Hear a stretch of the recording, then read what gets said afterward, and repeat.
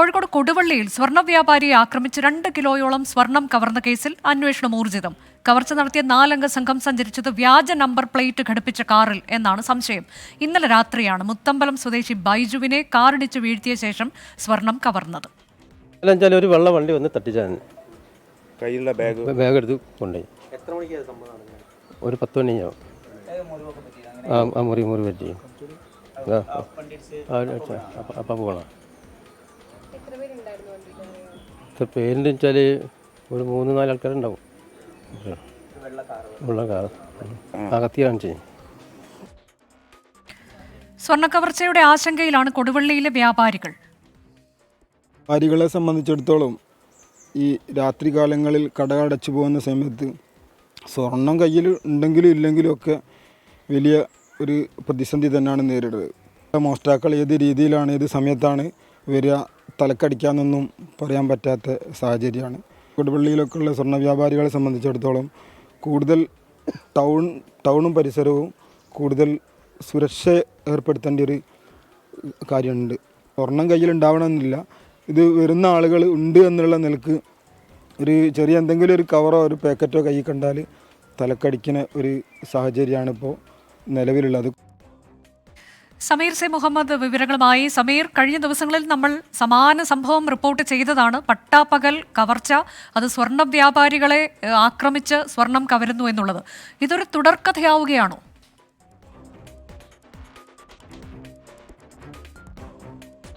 തീർച്ചയായും ഒരു തുടർക്കഥയാകുന്നു, വലിയ ആശങ്ക സൃഷ്ടിക്കുന്നു എന്ന് തന്നെയാണ് നമുക്ക് മനസ്സിലാക്കാൻ കഴിയുന്നത്. ഇന്നലെ രാത്രിയാണ് കൊടുവള്ളി ടൗണിലുള്ള ദീപ ജ്വല്ലറി എന്ന കട അടച്ചുകൊണ്ട് അതിൻ്റെ ഉടമയായിട്ടുള്ള ബൈജു വീട്ടിലേക്ക് മടങ്ങുന്നത്. ആ വേളയിലാണ് ഇത്തരത്തിലുള്ള സംഭവം ഉണ്ടാകുന്നത്. അദ്ദേഹം സ്കൂട്ടറിലായിരുന്നു യാത്ര ചെയ്തിരുന്നത്. ആ വേളയിലാണ് അദ്ദേഹത്തെ പിന്തുടർന്നെത്തിയ കാറിലെ ആ സംഘം അവരെ ഇടിച്ചു വീഴ്ത്തുകയും തുടർന്ന് ഈ സ്വർണം 1.25 കോടി രൂപ വിലമതിക്കുന്ന സ്വർണ്ണമാണ് തട്ടിയെടുക്കുകയും ചെയ്തിരിക്കുന്നത്. ഈ സംഭവത്തിന് ശേഷം ചില പിടിവലികളൊക്കെ നടന്നിരുന്നു. ആ സ്വർണം തിരിച്ചെടുക്കാനുള്ള ശ്രമങ്ങൾ അദ്ദേഹം നടത്തി. പക്ഷേ അദ്ദേഹത്തെ വീഴ്ത്തി, മാത്രമല്ല അദ്ദേഹത്തെ കത്തി കാണിച്ചുകൊണ്ട് ഭീഷണിപ്പെടുത്തുകയും ചെയ്തു. അടുത്ത് വന്നാൽ കൊന്നുകളയും എന്ന് ഭീഷണിപ്പെടുത്തുകയും ചെയ്തു. അതിനൊടുവിലാണ് അദ്ദേഹം നിസ്സഹായാവസ്ഥയിൽ അവിടെ നിൽക്കുന്ന ഒരു ഘട്ടമുണ്ടായത്. ആ സംഘം ആ കാറിൽ രക്ഷപ്പെടുകയും ചെയ്തു. ഈ സംഭവവുമായി ബന്ധപ്പെട്ട് പോലീസ് വലിയ രീതിയിലുള്ള അന്വേഷണമാണ് നടത്തിക്കൊണ്ടിരിക്കുന്നത്. കൊടുവള്ളി കേന്ദ്രീകരിച്ചുകൊണ്ടുള്ള അന്വേഷണത്തിൽ ചില CCTV ദൃശ്യങ്ങൾ പോലീസിന് ലഭിച്ചിരുന്നു. ആ CCTV ദൃശ്യങ്ങൾ കേന്ദ്രീകരിച്ചുള്ള അന്വേഷണത്തിലാണ് പ്രതികൾ ഉപയോഗിച്ചിരുന്ന കാറിൽ അതിൻ്റെ നമ്പർ പ്ലേറ്റ് വ്യാജമാണ് എന്ന കാര്യം കണ്ടെത്തിയിരിക്കുന്നത്. കാസർഗോഡ് രജിസ്ട്രേഷനുള്ള ഒരു നമ്പറാണ് ആ വണ്ടിക്കകത്ത് ഉണ്ടായിരുന്നത്. അതിൻ്റെ ഉടമയുമായി ബന്ധപ്പെട്ടു. ആ കാസർഗോഡിലെ ആ വണ്ടി ഇന്നലെ ആ വീട്ടിൽ തന്നെ ഉണ്ടായിരുന്നു എന്നും അത് പുറത്തേക്ക് ഇറക്കിയിട്ടില്ല എന്നുമാണ് ആ ഉടമ നൽകിയ വിവരം. അതിൻ്റെ അടിസ്ഥാനത്തിലാണ് ഈ പ്രതികൾ സഞ്ചരിച്ചത് വളരെ ആസൂത്രിതമായാണ് എന്നും വ്യാജ നമ്പർ പ്ലേറ്റ് ഘടിപ്പിച്ച വാഹനത്തിലായിരുന്നു എന്ന കാര്യവും കണ്ടെത്തിയിരിക്കുന്നത്. ഈ സമയത്ത്, അതായത് രാത്രി 10 മണിയോട് കൂടിയാണ് ഈ സംഭവം ഉണ്ടായിട്ടുള്ളത്. അതുകൊണ്ട് തന്നെ ആ സമയങ്ങളിൽ ബൈജു വീട്ടിലേക്ക് പോകാറുണ്ട് എന്നും അദ്ദേഹം സ്വർണ്ണപ്പണിക്കാരനാണ്, സ്വർണ്ണ വ്യാപാരിയാണ്, സ്വാഭാവികമായും അദ്ദേഹത്തിൻ്റെ കൈവശം ഇത്തരത്തിൽ സ്വർണം ഉണ്ടാകും എന്നും കൃത്യമായി അറിയുന്നവർ ആസൂത്രിതമായി നടപ്പാക്കിയ ഒരു കവർച്ചയാണ് ഇത് എന്നുള്ള ആ ഒരു സംശയത്തിലാണ് പോലീസ് മുന്നോട്ട് പോകുന്നത്. ഏതായാലും അന്വേഷണം ഊർജിതമായി മുന്നോട്ട് പോകുന്നുണ്ട്. ഒപ്പം ഇതുമായി ബന്ധപ്പെട്ട് വലിയ ആശങ്ക ആ പ്രദേശവാസികൾക്കെല്ലാം തന്നെ ഉണ്ട്. രാത്രി സമയങ്ങളിൽ പോകുമ്പോൾ തങ്ങൾ എപ്പോൾ വേണമെങ്കിലും ആക്രമിക്കപ്പെടാവുന്ന ഒരു സാഹചര്യമുണ്ട് എന്നാണ് അവിടെയുള്ള സ്വർണം അതുപോലെ വെള്ളി വ്യവസായികളെല്ലാം തന്നെ പറയുന്നത്. അനുജ. സമീർ, ഇതിനു മുൻപും ഇങ്ങനെ സമാന സംഭവം ഉണ്ടാകുമ്പോൾ അതൊരു വലിയ സംഘമായിരുന്നു. ആ സംഘത്തിലെ മുഴുവൻ പേരെയും അന്ന് പോലീസിന് പിടികൂടാൻ കഴിഞ്ഞിരുന്നില്ല. മറ്റുള്ളവർക്കായൊക്കെയുള്ള അന്വേഷണം പുരോഗമിക്കുന്നു എന്നതായിരുന്നു. അതിൻ്റെ തുടർ നടപടി പിന്നീട് എന്തായി എന്നത് അറിഞ്ഞിരുന്നോ? ഇതെല്ലാം ഒരു സംഘത്തിൽപ്പെട്ടവരാണോ? എന്താണ് പോലീസ് പറയുന്നത്?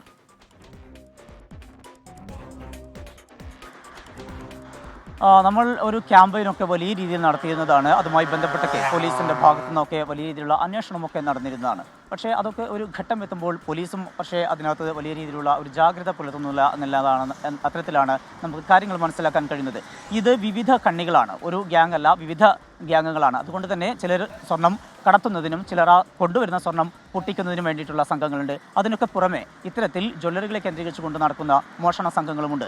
അത്തരത്തിലുള്ള ഒരു സംഘമാണ് ഇപ്പോൾ ഈ സംഭവം നടത്തിയിട്ടുള്ളത് എന്നുള്ള കാര്യമാണ് പോലീസിൽ നിന്ന് ലഭ്യമാകുന്ന വിവരം. ഇതുമായി ബന്ധപ്പെട്ട് പോലീസിന് ലഭിക്കുന്ന സൂചനകൾ ഈ CCTV ദൃശ്യങ്ങൾ കേന്ദ്രീകരിച്ചുള്ള അന്വേഷണത്തിലൂടെ മാത്രമാണ് ഒരു വ്യക്തത വരികയുള്ളൂ. ആ ഒരു സാഹചര്യത്തിലാണ് ഇപ്പോൾ നഗരമേഖലയിലെ, അതായത് കൊടുവള്ളി ടൗണിലെ മുഴുവൻ കടകളിലും അതുപോലെ തന്നെ ഈ അപകടമുണ്ടായതും അതിൻ്റെ തൊട്ടു പിറകിലുമുള്ള 1 കിലോമീറ്ററോളം അകലത്തിലുമൊക്കെയുള്ള CCTV ദൃശ്യങ്ങളാണ് ഇപ്പോൾ പോലീസ് പരിശോധിച്ചുകൊണ്ടിരിക്കുന്നത്. അതിനകത്ത് ഒരു കാർ വരുന്നുണ്ട്, ഒപ്പം തന്നെ ഈ സ്കൂട്ടറിന് തൊട്ടരികിലാക്കൊണ്ട് എത്തുന്നതും അതുവരെയുള്ള കാര്യങ്ങൾ കാണുന്നുണ്ട്. തുടർന്ന് എന്ത് സംഭവിച്ചു എന്നുള്ളത് സംബന്ധിച്ചുള്ള കാര്യങ്ങളെല്ലാം തന്നെ ബൈജുവിൻ്റെ മൊഴിയിലുമുണ്ട്. അതിൻ്റെ അടിസ്ഥാനത്തിലാണ് ഇപ്പോൾ പോലീസ് മുന്നോട്ട് പോകുന്നത്. ഏതായാലും പ്രതികളെ വൈകാതെ പിടികൂടാൻ കഴിയും എന്നുള്ള ഒരു ശുഭാപ്തി വിശ്വാസത്തിലാണ് കൊടുവള്ളി പോലീസിന്റെ അന്വേഷണം പുരോഗമിക്കുന്നത്. പട്ടാപ്പകൽ നടുറോഡിൽ കവർച്ച നടക്കുന്നു, സ്വർണ്ണ വ്യാപാരികളെ ആക്രമിക്കുന്നു. ഇത് തുടർക്കഥയാകുമ്പോൾ സംരക്ഷണം വേണം, അത് സ്വർണം ഉണ്ടാകേണ്ടതില്ല, അല്ലാതെ തന്നെ തങ്ങൾക്ക് ഭീതിയുണ്ട് എന്ന് പറയുകയാണ് സാധാരണക്കാരായ ആളുകൾ.